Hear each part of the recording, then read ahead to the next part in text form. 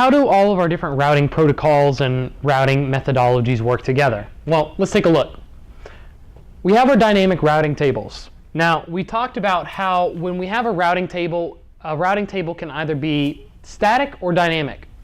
Now, a static routing table is a routing table that we manually enter everything in by hand.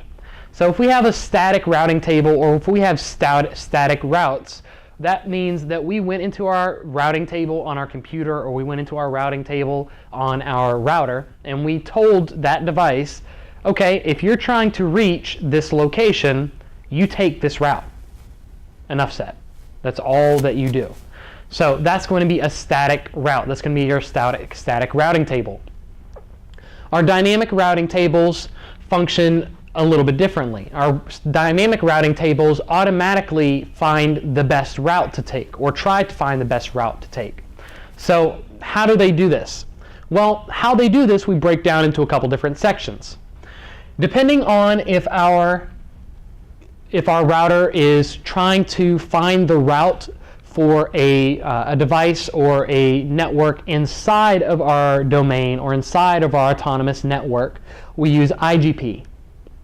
If our router is trying to find an outside route to, say, a web server across the world that isn't under our control, then we're using EGP. So right there we break up our main distinction. IGP is internal and EGP is external. So the I for internal, E for external. So our internal has, we can break down our different routing protocols into three different types. We have distance vector, link state, and hybrid.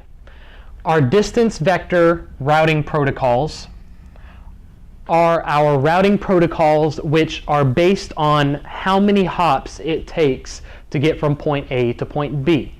So the distance it takes for us to get from one location to another. Just essentially how many stops at other routers we need to make. So that's what distance vector means. Distance vector means how many hops, how many stops we need to stop and take before we get from one point to another. We have three routing protocols that fall under IGP distance vector, and that is RIP and RIP-v2, as well as IGRP. RIP, as we said before, has a max of 15 hops and does not handle classless addresses. RIP-v2 has more hops and it does handle classless addresses. IGRP does not handle classless addresses, but it does have more. It has more hops that it can handle than standard RIP. So those are going to be our dynamic routing table protocols under IGP, under distance vector protocols. Next, we have our link state section for our IGP protocols. And our link state protocols are going to be protocols which base off of cost. Different costs such as how round trip time or reliability of a particular device on the network.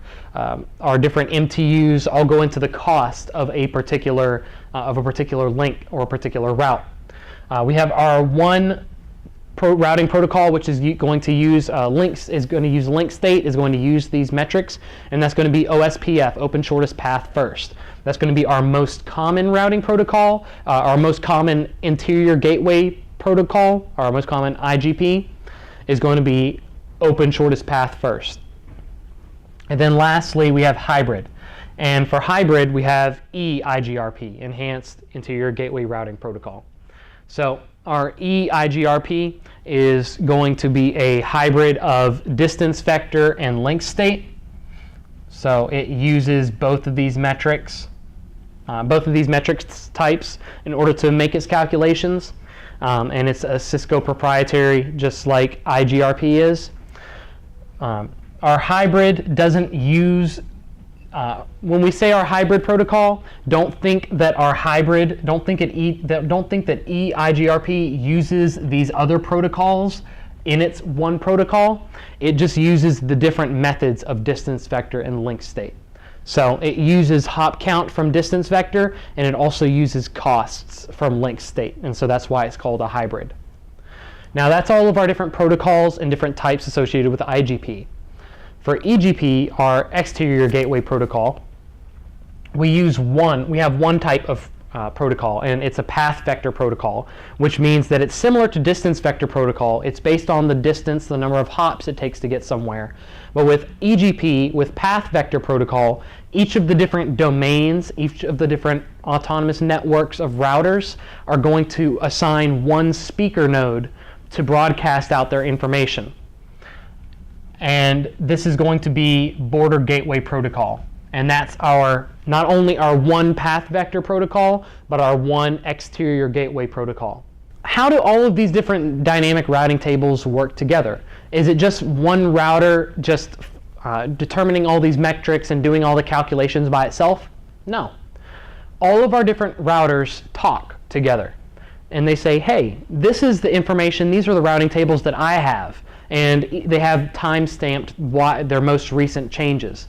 Do you have anything newer, or do you have anything that looks different than my routing table? Let's share information and see if we can come up with a more complete routing table, a better idea of how this whole network is working. So these different vectors, or these different routing protocols have different times at which they exchange information in order for the routers to get a better idea of, oh hey, you have a more up-to-date table for this entry than I do. Let me take that from you and copy it over to my table, and I have a more up-to-date entry here than you do. Let me copy mine over to you. So that's how our different routing protocols work together, and how our different routers use these protocols, not only to find paths by themselves, but also to find paths by sharing information with other routers. Now, when we do share other information with other routers, we may reach a state called convergence, also known as steady state. Convergence is when all of our routers have all of the same topology information and all of the same network routing information. It's sort of like we have up here our network routing nirvana.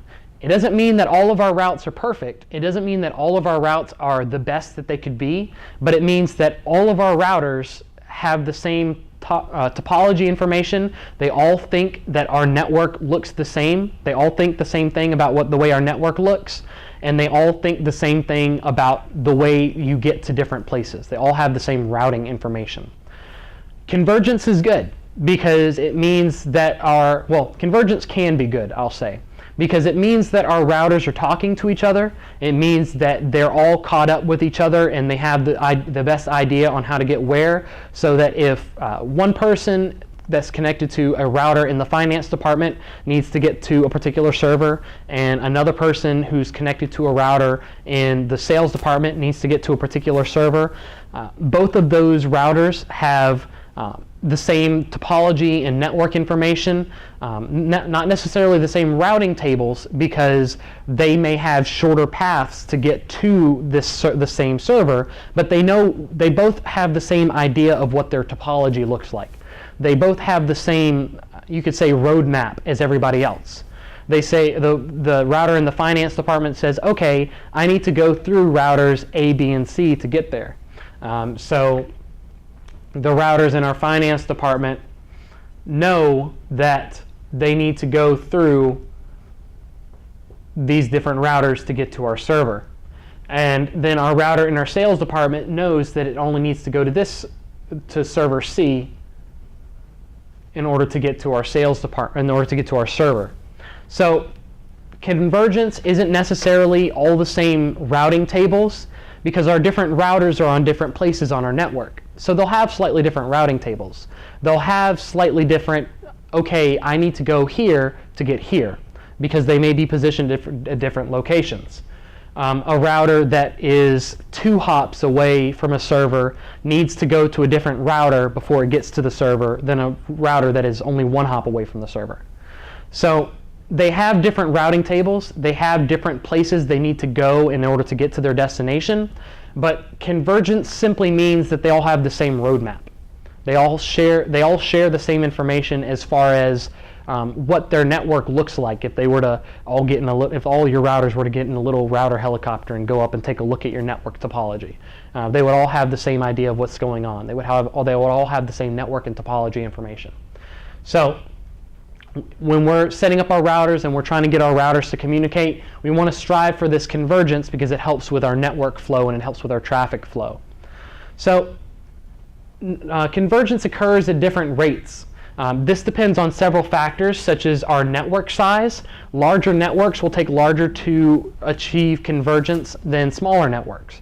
If you have a network with only 3 routers in it, and you make a change on one of those routers to the topology, and you move that router, or you move some computers around that are connected to that router, it'll take a lot less time for that router to talk out to the other 2 routers and say, oh yeah, there's been a change on my routing tables, there's been a change in our network topology, let me let you know what that is. Then if we have an environment with 100 routers and there's a change on one of those routers, and that first router tells its 3 neighbors, who tell their 3 neighbors, who tell their 3 neighbors, who tell their 3 neighbors, until we can eventually get to all 100 routers knowing about this change. So larger networks will reach convergence slower than smaller networks. Well, in theory, there may be a very badly managed smaller network which takes longer to manage than a larger network, but all of those other factors aside, just based on size, larger takes longer to converge than the smaller network. A type of routing protocol that we're using, based on the different routing protocols that we're using, our different routing protocols share information with other routers based on different schedules that they have. So the different routing protocols that we're using take different amounts of time to reach convergence. And also hardware and device problems. If we have a router that's having trouble communicating out, or if we have a jabbering router, or if we have a router that's going up and coming down, or a device that's coming up and coming down and going up and coming down constantly, then we may constantly have a swap on our routing table between, oh, yep, you can go through this route to get there. Oh wait, no you can't. Oh yeah you can. No you can't. Yeah you can. And these constant changes will take longer to propagate. So if we are having hardware or device problems, then it will also take us longer, if at all possible, to reach this convergence.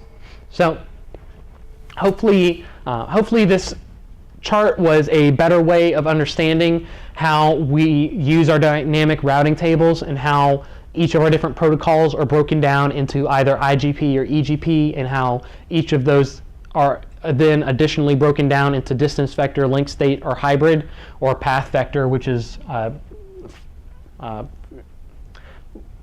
take off of distance vector. And then how all of those different routing protocols are then used for hopefully achieving convergence, also known as steady state, our little network routing nirvana, in order to make sure that all of our routers have the same topology and the same network information.